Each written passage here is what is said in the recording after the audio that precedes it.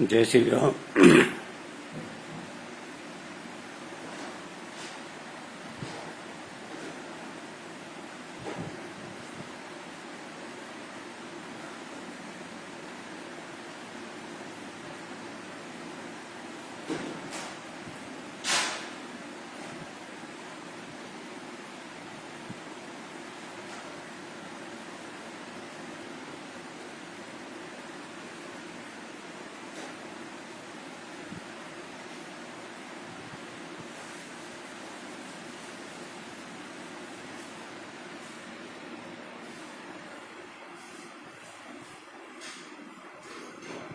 आज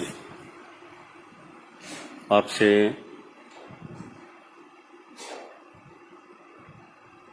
नंदू जी के एक भजन के बारे में बात करते हैं।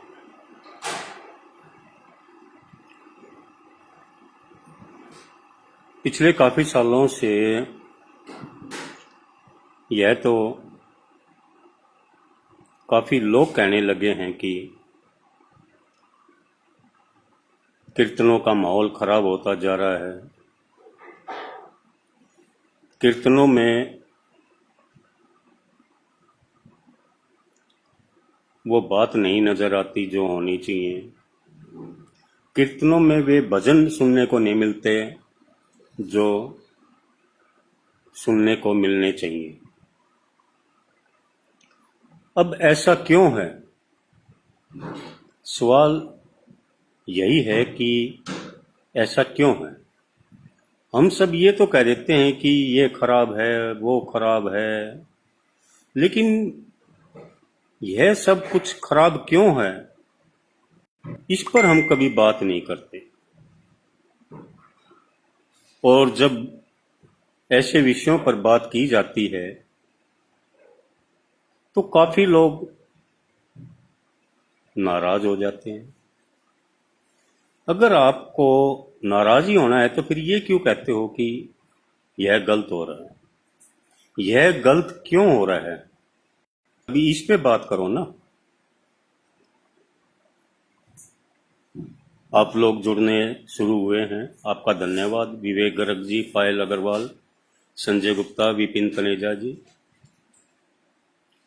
जैसा कि मैं कई बार कहता हूं कि हम लोगों को हर बात का क्या, क्यों, कैसे, इस पर ध्यान देना चाहिए, लेकिन हम उस पर ध्यान नहीं देते। हम फॉलोअर्स बन जाते हैं। प्रभु कृपा से जिन लोगों का नाम हो जाता है हम उनके फॉलोअर्स बन जाते हैं। उसके बाद वे लोग कुछ भी उटपटांग बात करें, हम उसकी जय जयकार करने लग जाते हैं। गलत को गलत कहने की हिम्मत नहीं करते। यही हमारी सबसे बड़ी कमी है। अब जिसको श्याम प्रेमी, श्याम भगत, श्याम जगत कहते हैं, उस श्याम जगत के अंदर पिछले काफी सालों से भावहीन और अपभ्रंश भजनों का बोलबाला है। यह बोलबाला क्यों है? यह बोलबाला इसलिए है क्योंकि पिछले काफी सालों से, आज उस बात को करीब 40-45 साल मान लो, इन 40-45 सालों में जितने भी भजन लेखक और भजन गायक हुए हैं, उन्होंने कभी किसी गुणी गुरुजन से कोई ज्ञान तो प्राप्त किया नहीं। कलम उठाई, भजन लेखक बन गए। माइक उठाया, गायक बन गए। इसलिए भावहीन और अपभ्रंश भजनों का बोलबाला है। हमारे हरियाणा में एक कहावत है, ऐसे हमारे सगे, उनके ऊंट हमारे गधे। अब लिखने वाले भी भावहीन और अपभ्रंश भजन लिखते हैं, गाने वाले भी उन्हीं को गाते हैं, सुनने वाले भी उसी को सुनते हैं।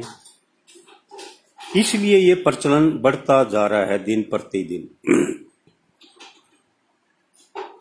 अब कभी कभी कीर्तनों में कुछ लोग गायक को कहते हैं कि भावपूर्ण एक दो भजन सुनाओ, तो मुझे बड़ी हंसी आती है ऐसी बातें सुन। असल में तो भावपूर्ण सभी भजन होने चाहिए, लेकिन जो ये कहते हैं कि भावपूर्ण भजन सुनाओ, आप माने या न माने, उनका अभिप्राय सिर्फ और सिर्फ जो हम कहते हैं ना सैड सॉन्ग, उस सैड सॉन्ग की धुन पर जो भजन लिखे जाते हैं, उनकी नजर में सिर्फ वही भावपूर्ण है। जबकि भावपूर्ण तो हर भजन और हर भजन की हर लाइन होनी चाहिए। मैंने पिछले काफी सालों से इस विषय पर काफी कुछ कहा है, तो लोगों को काफी पसंद भी आई हैं वो बातें, लोगों को सीखने को भी मिला है, और कुछ लोग नाराज भी हुए हैं।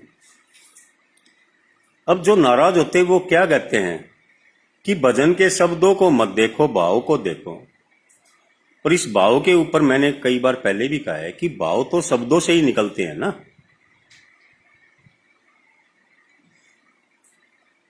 और पीछे एक मेरे ही शहर भिवानी में एक गोचू गायक कलाकार, गोचू कहूंगा मैं, गोचू का हिंदी शब्द कोश देख लेना, मैंने उसके लिए गोचू शब्द सही यूज किया है।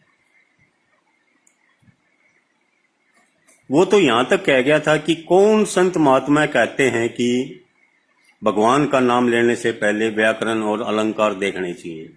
अब उस गोचू ने गाई सदा भावहीन और अपभ्रंश भजन है, तो उसको क्या पता कि भजनों में व्याकरण और अलंकार कितने जरूरी होते हैं। समझे? आज आपसे नंदू जी के भजन पर चर्चा करता हूं। 2-4 दिन पहले भी नंदू जी के एक भजन पर मैंने बात की थी। आज फिर नंदू जी का एक भजन पर बात करता हूं। मेरे साथ आशी से गायक कलाकार दीपक नागपाल जी जुड़े हैं, सुदेश खेतान जी हैं, नरेंद्र कुमार वर्मा जी हैं, रिंकू बंसल जी भी जुड़े हैं। तो मैं तो सरेआम कहता हूं कि मेरे लिखे भजन में भी अगर आपको कभी कोई कमी नजर आती है तो खुलकर बोलिए। और मैं एक बात काफी सालों से कहता आ रहा हूं कि आज से 40-50 साल पहले लोग कम पढ़े लिखे होते थे। आज तो 90, 95, 99% तक नंबर लेके आते हैं लोग, बच्चे, ठीक है। लेकिन मैं एक बात सही कह रहा हूं कि आज के पढ़े लिखों की अपेक्षा पहले कम पढ़े लिखे ज्यादा बौद्धिक ज्ञान वाले व्यक्ति होते थे। उनको समझ होती थी, क्योंकि वो गुणी गुरुजनों के लिखे भजन और गुणी गायकों से सुनते थे, तो उनमें बौद्धिक ज्ञान ज्यादा होता था। आज वाले तो बस धूल में लट मार रहे हैं। तो नंदू जी का भजन करते हैं, इस पे बात। भजन का स्थाई है, हमको तो आसरा है, ये श्याम मुरली वाले। ये स्थाई है इसकी, हमको तो आसरा है, ये श्याम मुरली वाले। अब देखिए इसके अंदर जो स्टार्टिंग का शब्द है हमको, अब ये जो हमको है ये व्याकरण में प्रथम पुरुष और बहुवचन है। अगर हमको की जगह मुझे होता या मुझको, तो यह प्रथम पुरुष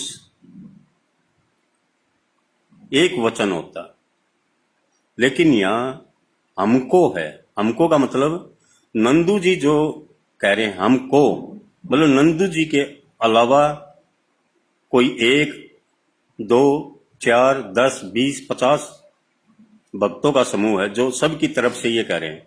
अगर नंदू जी के अलावा एक सिंगल व्यक्ति भी है जिसकी तरफ से नंदू जी कह रहे हैं तो दो हो गए, दो बहुवचन। तो दो के लिए हमको कह सकते, तो यहां बहुवचन है। मतलब नंदू जी के अलावा और भी भगत हैं। हमको तो आसरा है ए श्याम मुरली वाले। ठीक है जी। अब ये अगर इसको सही मान के चलें हमको, तो ए श्याम मुरली वाले वाले, अब वाले पे गौर करें, ये वाले है काफिया। हर भजन, कविता, तुलसीदास जी की चौपाई, मीरा जी के भजन, रसखान जी के भजन में आप देखिए लास्ट का जो शब्द होता है, जैसे यहां है मुरली वाले वाले वाले, ये हिंदी में इसको अंत्यानुप्रास कहते हैं और उर्दू में इसको काफिया कहते हैं। तो आम बोलचाल में काफिया शब्द ही लोग ज्यादा यूज करते हैं। तो ये वाले काफिया है। अब हर जगह जैसे जो हर अंतरे की आखिरी लाइन होगी जिसको तोड़ की लाइन बोलते हैं, उसमें वाले का काफिया चलेगा। जैसे वाले, काले, गाले, ठीक है, ताले, मतवाले, साले, ये होना चाहिए। अगर इसके अपेक्षा कुछ और ऊट पटांग है तो यह कविता की दृष्टि से बकवास है। बकवास, ये ध्यान रखिएगा। अब इसका पहला अंतरा कैसे है देखिए। कैसे करूंगा मोहन मैं पार गहरी नदिया। कैसे करूंगा मोहन, करूंगा, यहां पर नंदू जी ने भजन की ऐसी तैसी कर दी है। हरियाणवी हो, हरियाणवी में ही बोलूंगा ना, ऐसी तैसी कर दी।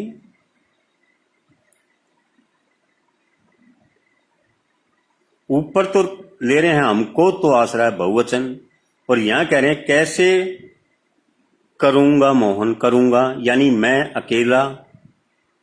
अब यहां ऊपर हमको है तो यहां होना चाहिए था कैसे करेंगे मोहन, करेंगे। यहीं पहले अंतरे में पहली लाइन में ही बकवास कर दी। ठीक है, कैसे करूंगा, यहां क्या कर दिया, प्रथम पुरुष एक वचन, करूंगा यानी मैं, और एक वचन। यहां करेंगे नहीं है, बहुवचन नहीं है, ऊपर बहुवचन है यहीं। ठीक है। और ऐसे भजन लिखने वाले नंदू जी को दुनिया महान कवि समझती है, महान श्याम भगत समझती है। कल एक ने मेरे पे कमेंट भी कर दिया, मैंने इस भजन का कल जिक्र किया था मेरी पोस्ट में, बोले आप महान इतने बड़े नंदू जी के बारे में ऐसे बोलते हैं। अरे ऐसे क्या बोलते हैं, हम नंदू जी के बारे में थोड़ी बोलते, उनके भजन के बारे में बोलते हैं। जो भजन हमें दे रहे हैं सौगात में, श्याम भक्तों को जो सौगात में दे रहे हैं, वो बकवास है तो उसको बकवास कहेंगे, क्यों नहीं कहेंगे। आज से 50 साल पहले अगर ये भजन नंदू जी ने लिख के किसी फंक्शन में गाया होता स्टेज पे कीर्तन में, तो उस स्टेज से नंदू जी का कान पकड़कर गुरुजन नीचे उतार देते। कान पकड़कर कह रहा हूं मैं, कान पकड़कर, हाथ पकड़कर नहीं, कान पकड़कर नीचे उतार देते। और ये मैंने अपने भिवानी शहर में देखा है। ठीक है, किसी को बुरा लगे तो लगे, किसी के दिल में आग लगे तो लगे, सच्चाई है ये।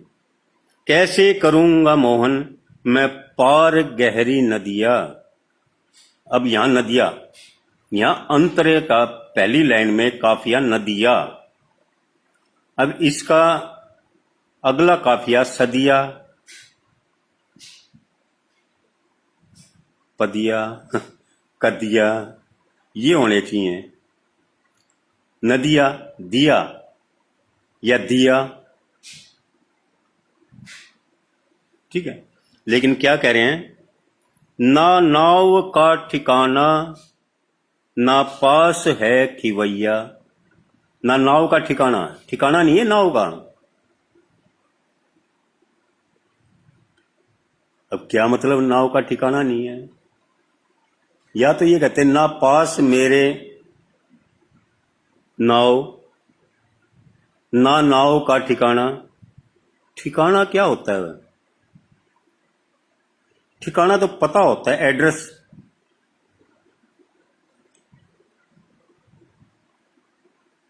ना पास मेरे खिवैया, ना पास है खिवैया। अब नदिया का काफिया खिवैया कैसे हो जाएगा? और दूसरी बात, जब नाव ही पास नहीं है तो खिवैया का क्या करोगे? हैं?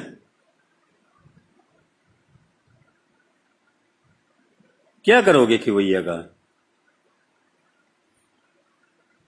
क्या तो ये कहते मेरे पास नाव तो है लेकिन उसका खिवैया नहीं है जो मेरे को पार लगा दे। माझी नहीं है, खिवैया को माझी भी बोलते हैं। ना नाव है ना खिवैया है, ठीक है। और इसमें जो मैं कह रहा था, ये पहला अंतरा की दूसरी लाइन है, ना नाव का ठिकाना। इस लाइन पे गौर करिएगा, क्योंकि आखिरी लाइन में ये क्या कह रहे हैं मैं वो बताऊंगा आपको। तो आपके दिमाग में रखना इस बात को, ना नाव का ठिकाना मतलब नाव पास नहीं है, ना पास है खिवैया। अब नदिया और खिवैया का काफिया नहीं मिल रहा, तुकबंदी मार दी। कोई नहीं हमारा, वाह नंदू जी वाह। पहले तो कहते हो कैसे करूंगा मोहन, है एक वचन, है। यहां कहते हो कोई नहीं हमारा, फिर बहुवचन। क्या खा के लिखा था नंदू जी ये वचन? हम्म? और मैंने तो पहले भी एक दो बार सवाल किया नंदू जी आपसे, आपके गुरु कौन थे जिनसे सीखा था आपने लिखना? हम्म? कोई नहीं हमारा, मुझे पार जो उतारे। देखो ये बात, कोई नहीं हमारा, एक ही लाइन में कोई नहीं हमारा बहुवचन, फिर आगे मुझे पार जो उतारे सिंगल वचन, है जी, एक वचन। एक ही लाइन में पहले बहुवचन ले रहे हो फिर एक वचन ले रहे हो, और लोग आपको महान कवि समझते हैं।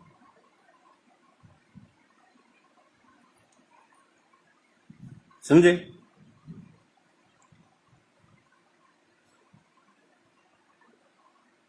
संजय मित्तल क्या कह के गया था? भिवानी देख ले तेरे नंदू जी का भजन। क्या कहा था तूने? नंदू जी के भजन में कमी निकाल रहा हूं ना, डंके की चोट पे निकाल रहा हूं। किसी में हिम्मत है, किसी सही गुरु का चेला है तो मेरी बात को गलत साबित करे।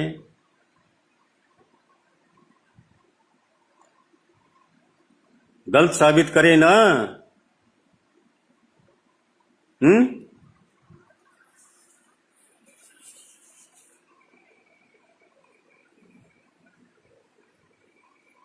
अब अगला अंतरा, मैं तो तेरे भरोसे आगे को बढ़ता आया। मैं तो, मैं वही एक वचन, प्रथम पुरुष एक वचन। मैं तो तेरे भरोसे आगे को बढ़ता आया, ठीक है। मुझको गरज है, मुझको गरज है किसकी, मुझ पर तुम्हारा साया।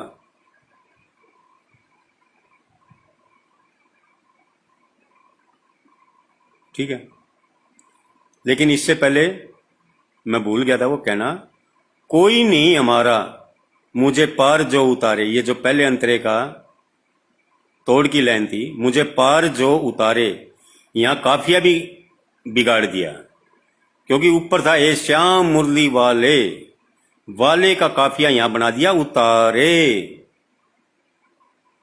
उतारे काफिया नहीं होगा, ये तुकबंदी है।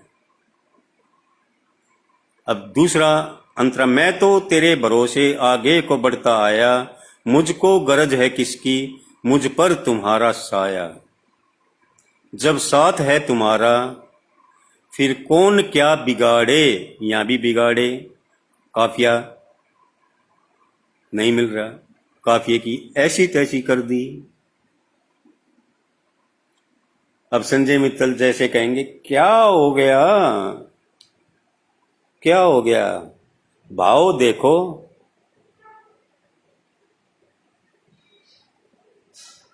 ठीक है, बिगाड़े वाले। अब आखिरी अंतरा तीसरा, अब क्या करूं मैं बोलो, तुम भी नजर न आते। अब क्या करूं मैं एक वचन प्रथम पुरुष, तुम भी नजर न आते, विश्वास है कन्हैया, आओगे क्यों सताते। अब देखो, आते और सताते के काफिया मिला रखा है, अच्छी बात है। ठीक है, अब तोड़ की लाइन देखिए, तोड़ की लाइन, आखिरी अंतरा, आखिरी लाइन, नंदू सुनो न मोहन, नंदू सुनो न मोहन। अब ये आधी लाइन है आखिरी लाइन की, नंदू सुनो न मोहन, इसका कोई भाव बनता है क्या? ये भावहीन और अपभ्रंश है।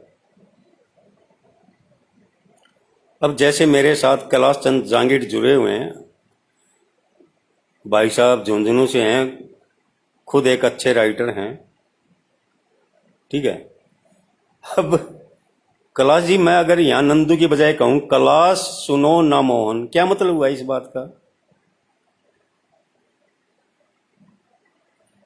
सुरेश जोशी जी भी जुड़े हुए हैं मेरे साथ, मेरे बड़े भाई हैं, मेरे शहर भिवानी के अच्छे गायक कलाकार हैं, लेकिन थोड़ा सा प्रेम नंदू जी से रखते हैं। सुन लो जोशी जी, सुरेश जोशी जी, कुछ गलत है तो कमेंट करो, अगर मैं कुछ गलत कह रहा हूं तो। आपका नंदू जी से प्रेम अलग विषय है, लेकिन यहां बात भजनों की चल रही है। नंदू सुनो ना मोहन, क्या मतलब हुआ नंदू जी इस बात का? कोई भाव है क्या, नंदू सुनो ना मोहन? है जी,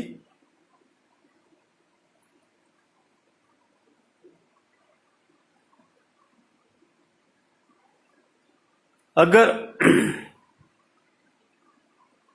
ये भजन किसी और को इंगित करके लिखा होता, और यहां नंदू जी कहते नंदू सुनो ना मोहन की बजाय नंदू सुने ना मोहन,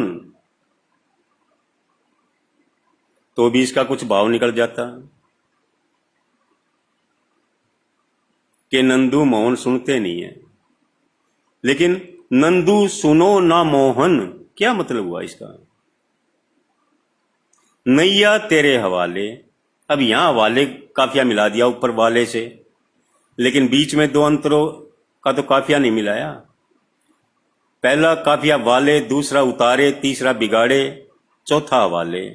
अब पहला और चौथा काफिया तो मिला दिया, वाले और हवाले, बीच के उतारे और बिगाड़े तो नहीं मिला। अब नंदू महाराज जी, अगर नंदू सुनो ना मोहन की बजाय आप ये कहते नंदू कहे हे मोहन, नंदू कहे हे मोहन, नैया तेरे हवाले, तो भी बात बन जाती, इसका भाव बन जाता। नंदू सुनो ना मोहन की बजाय नंदू कहे ए मोहन नैया तेरे हवाले। ठीक है, तो बात बन जाती। लेकिन आप तो कह रहे हो नंदू सुनो ना मोहन नैया तेरे हवाले। अब नंदू जी, ये नैया कहां से आ गई? पहले अंतरे में तो आप कहते हो ना नाव का ठिकाना। जब नाव का ठिकाना ही नहीं था, नाव तुम्हारे पास ही नहीं थी, तुम्हारे आसपास ही नहीं थी, ठीक है, ना नाव का ठिकाना, ना पास है खिवैया, ना खिवैया पास था, तो अब ये नाव मोहन के हवाले कैसे हो गई 2 ही मिनट में? भाई, इस भजन को लिखने में 10 मिनट लग गई होगी या एक दिन लग गया होगा। पहले अंतरे में नाव पास नहीं थी और तीसरे अंतरे में नाव भी पास आ गई है?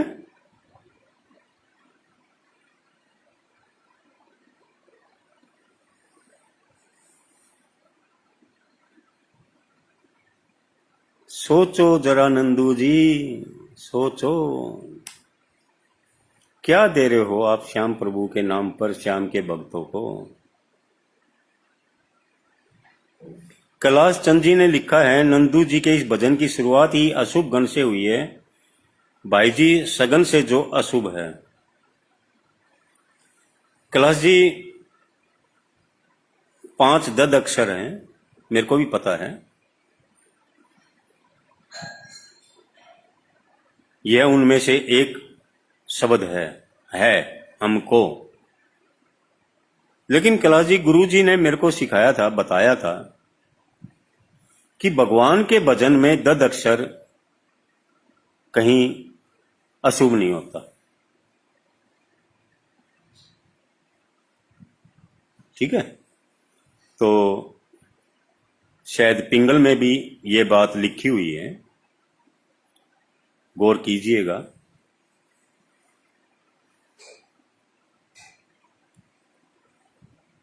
दद अक्षर जो 5 है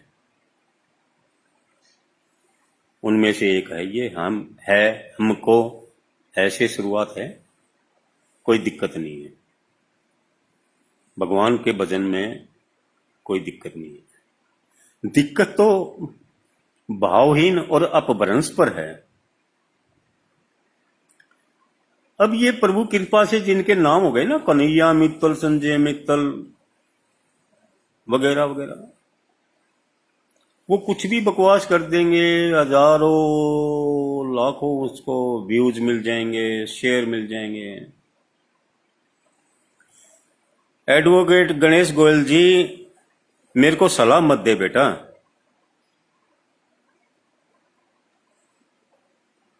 भजन भजन होते हैं, ये तेरे को क्या पता? तूने ला की पढ़ाई करी है, अपने ला पे ध्यान दे और ज्ञान मत दे अपने से बड़ों को, ठीक है?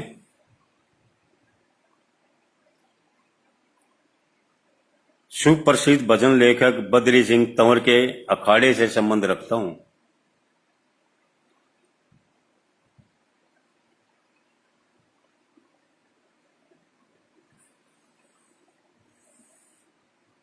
कोई ऐरा गहरा नत्थु खैरा ऐसे ही कलम उठा के भजन लिखने नहीं सीखे हैं, शुरू किए हैं, तो ज्ञान मत दे गणेश गोयल।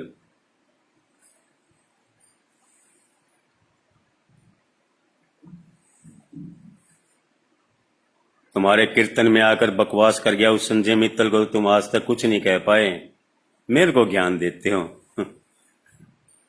हैं? और कन्हैया मित्तल की फेवर में 2 मिनट में लाइव आ गए तुम। पहले मेरे को ज्ञान देने लायक बनो, समझे?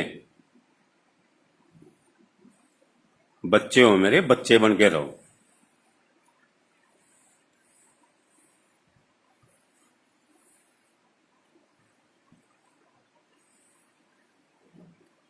पच्चीस जनवरी 2021 के आपके जिस कीर्तन में गुरुदेव गजय सिंह जी विराजमान थे ना,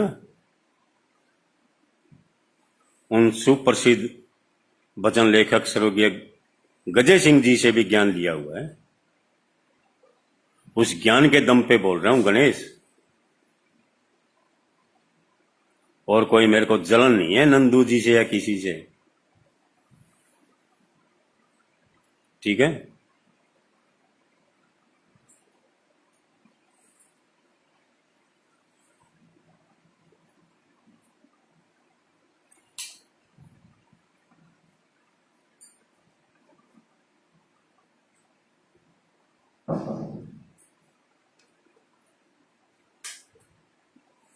ठीक है, तुम सुनो,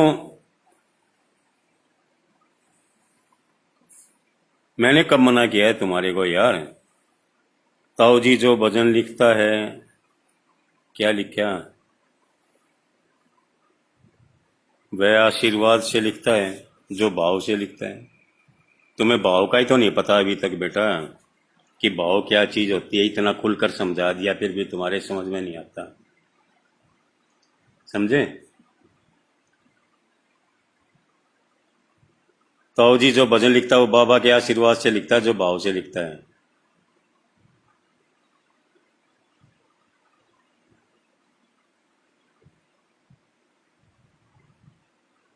बाबा के आशीर्वाद, यही तो एक बहाने ले लेते हो ना, बाबा के आशीर्वाद से लिखता है, उसके आशीर्वाद से। तो बाबा कब कहता है भावहीन और अपभ्रंश भजन लिखो? हम्म, बाबा कहता है भावहीन लिखो। हम्म, तुलसीदास जी ने नहीं लिखा, मीरा ने नहीं लिखा, रसगान ने नहीं लिखा एक भी भावहीन है।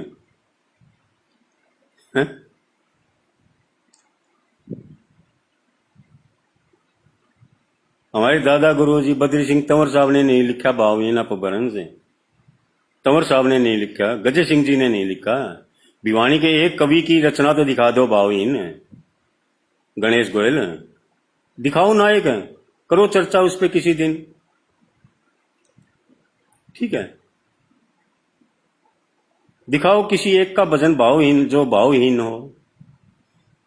और बड़े भाई साहब सुरेश जोशी जी कह रहे हैं नंदू जी इतनी बार भिवानी आए हैं, आपने कभी कोशिश नहीं की इस विषय में बात करने की। वैसे नंदू जी इस उम्र में कोई भगवान थोड़ी, आदमी जब तक जीता है वह सीखता ही रहता है। ठीक है आपकी बात, आदमी जब तक जीता है सीखता रहता है, और सीखना भी चाहिए। और रही बात जोशी जी भिवानी आए उनसे बात करने की, मैं कहाँ बात करूं, किससे बात करूं। मेरे को तो एक बार ट्विटर पे नजर आए थे, मैंने ट्विटर पे उनसे सवाल किया था एक भजन के उनके बारे में, उन्होंने आज तक जवाब दिया नहीं, ठीक है। और जोशी जी आप भी करीब, जहां तक मेरी जानकारी है, 40-50 साल से तो प्रभु का गुणगान कर ही रहे हो। क्या आप भाव इन भजनों को सही मानते हैं, अपभ्रंश भजनों को सही मानते हैं? आपने तो दादा गुरु जी बद्री सिंह जी के लिखे भजन भी गाए हैं, गजय सिंह जी के तो काफी गाए हैं, मैंने खुद सुना लाइव आपको, और शायद तंवर साहब के भी गाए हैं, ठीक है। क्या उनमें कभी कोई भावहीन और अपभ्रंश मिला है क्या?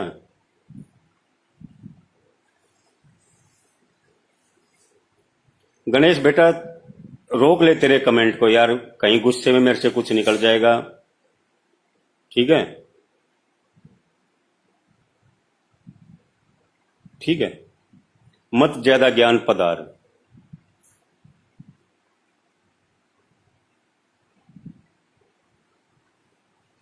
तेरे को भजन भाव ही नहीं लगते तो मत लग यार, ठीक है।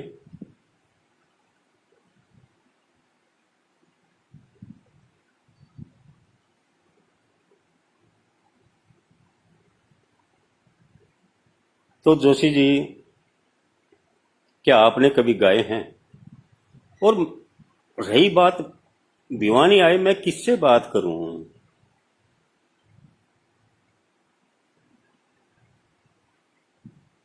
मेरे लाइव प्रोग्राम को 100 देखते हैं, 2 भी अगर समझ जाएं बहुत हैं।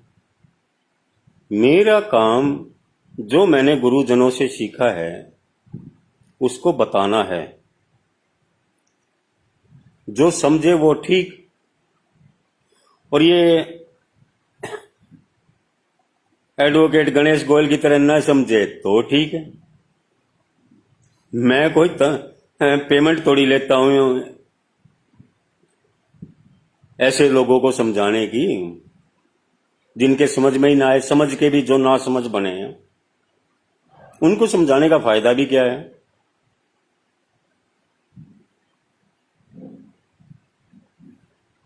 क्या फायदा है इनको? क्योंकि इन जैसों ने तो संजय मित्तल, कन्हैया मित्तल के पीछे डोलना है, उनका गुणगान करना है, उनकी बकवास पे ताली बजानी है।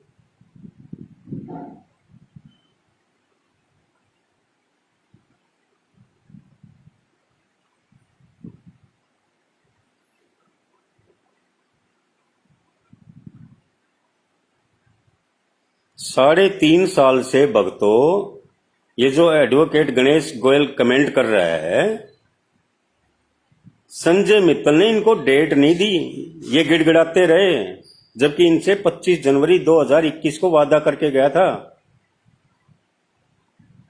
दोबारा आने का। जब तो ये मेरे आगे गिड़गिड़ा रहे थे कि चाचा जी वो आ नहीं रहा, आ नहीं रहा, आ नहीं रहा, और जब 31 अगस्त 2024 की मेरी एक पोस्ट के बाद उसने मात्र 3 दिन में इनको डेट दे दी, आज ये मेरे को ट्रोल कर रहे हैं।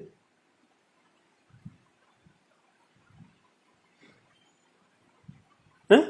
भजन तो भजन होते हैं, तो सुनो भजन। मैं कब मना कर रहा हूं तुमको?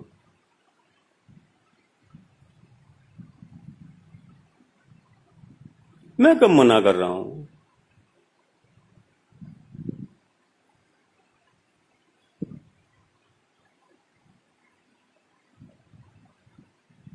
3.5 साल में, जैसे 2 दिन से मेरी पोस्ट पे कमेंट कर रहे हो ना गणेश गोयल, वैसे किसी दिन फेसबुक पे लाइव आके संजय मित्तल के बारे में बोलते, जब तो मैं तुम्हारी मर्दानगी समझता, तुम्हारे टोटल ये क्या बोलते तुमने, कृपा परिवार जो नाम रख रखा है, कृपा सांवरे क्या नाम रखा है, कृपा सांवरे की परिवार का जो मंडल बना रखा है, तुम्हारे मंडल में 30 40 50 लोग तो होंगे ना।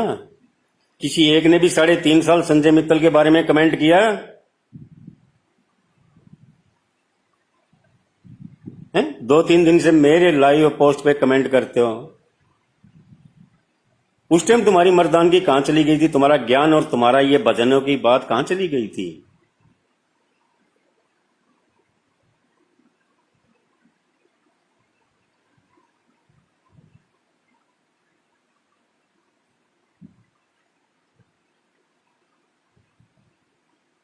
हम्म?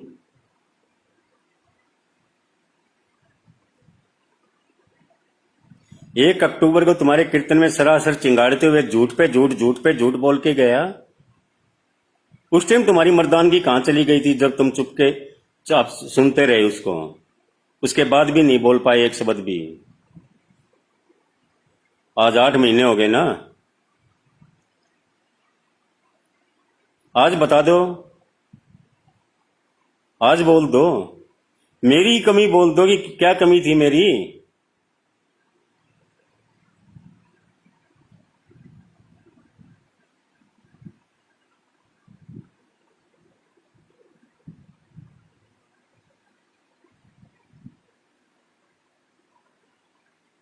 और हद से गुजरोगे तो हद से ज्यादा सुनने की हिम्मत भी रखना, अदरवाइज अपने ये भजनों के भाव वगैरह वगैरह वगैरह अपने पास रखो,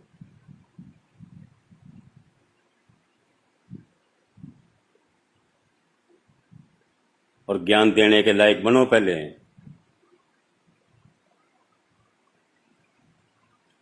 तंवर साहब और गजय सिंह जैसे गुरु तो तुम्हें मिलेंगे नहीं अब इस जीवन में। कम से कम एमए हिंदी जो पढ़ाते हैं ना लेक्चरर कॉलेज में, गणेश गोयल, 6 महीने उनसे व्याकरण, कविता, गद्य, पद, अलंकार, कम से कम उनकी इतनी नॉलेज ले लो, उसके बाद मेरे लाइव पे आके कमेंट करना, जब जाके इस लायक बनोगे तुम।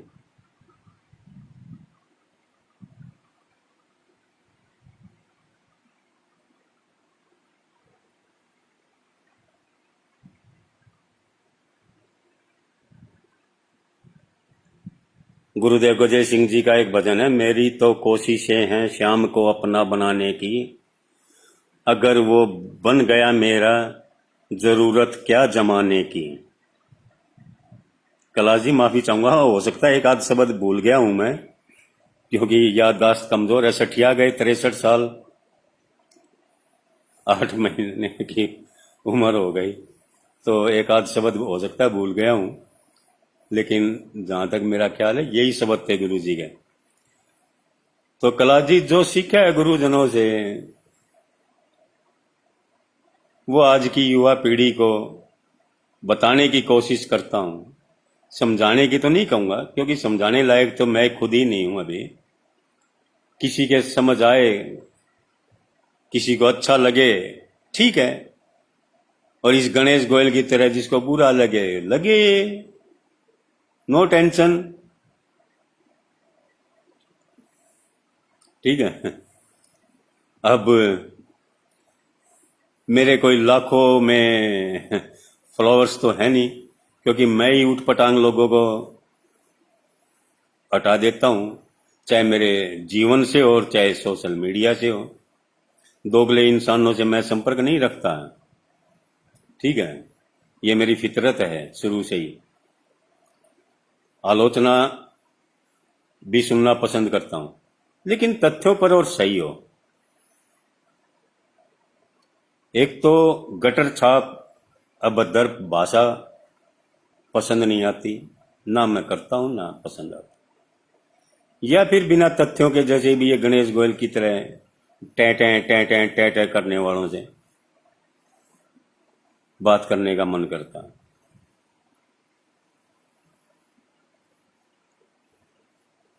तो भक्तों, अगर मेरी बात अच्छी लगती हो तो कम से कम मेरे लाइव को शेयर कर देना। हो सकता है किसी एक दो को कुछ मेरे जैसे आदमी से भी सीखने को मिल जाए।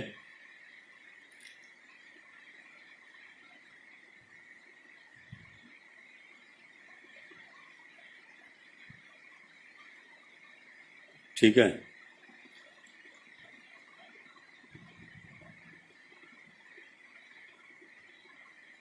इसी के साथ आप सबका धन्यवाद। जय श्री राम, जय श्री श्याम।